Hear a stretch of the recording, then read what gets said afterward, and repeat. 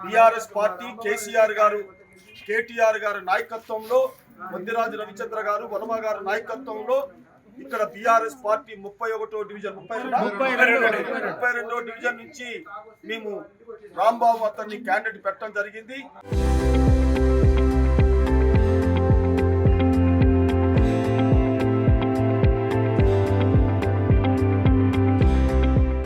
రాంబాబు అత్యధిక మెజార్టీతో గెలిచి వర్మ గారి ఇంటికి వచ్చి వర్మ గారు ఆశీస్సులు పొందిన తర్వాత 2 జీబులు ఇంటి ముందుకు వచ్చి మరి పోలీసులా ఎవరా ఏంటి అనేది మాకైతే తెలియదు కానీ వచ్చి గుంజుకొని వెళ్ళిపోయారు.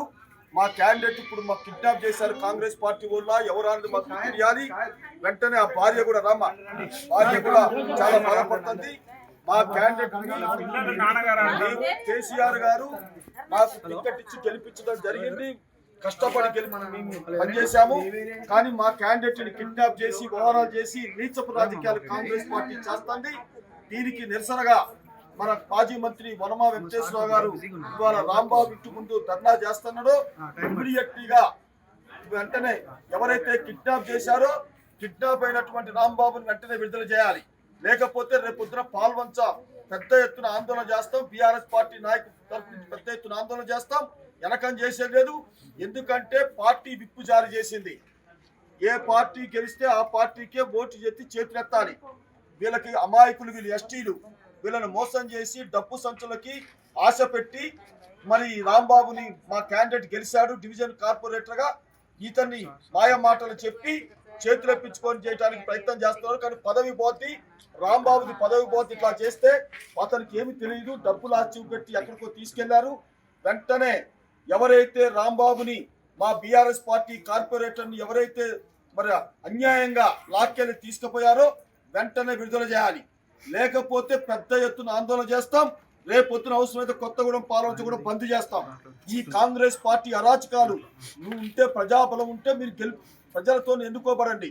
అంతేగాని బీఆర్ఎస్ పార్టీ నుంచి గెలిచినటువంటి కార్పొరేటర్ను మీరు ఎత్తుకొని పోవటం అనేది చాలా దారుణమైన విషయం. దీన్ని పూర్తిగా ఖండిస్తా ఉన్నాం. ఇంటికాడ గెలిచిన తర్వాత ఇంటికాడ తీసుకొచ్చాను సార్. దేవుడికి దండం పెట్టుకున్నారు, కొబ్బరికాయ కొట్టారు సార్. ఆ లోపు ఫోన్ వచ్చింది, నేను సార్ దగ్గర వెళ్తామని చెప్పి బయటికి వెళ్ళారు. ఆ లోపు తర్వాత వచ్చారు సార్, రాంబాబు కనిపించలేని చెప్పారు. అంతే సార్. ఆ తర్వాత నాకేం తెలియదు. ఫోన్ చేస్తే ఏమో ఫోన్ స్విచ్ ఆఫ్ వస్తుంది సార్. అంతే.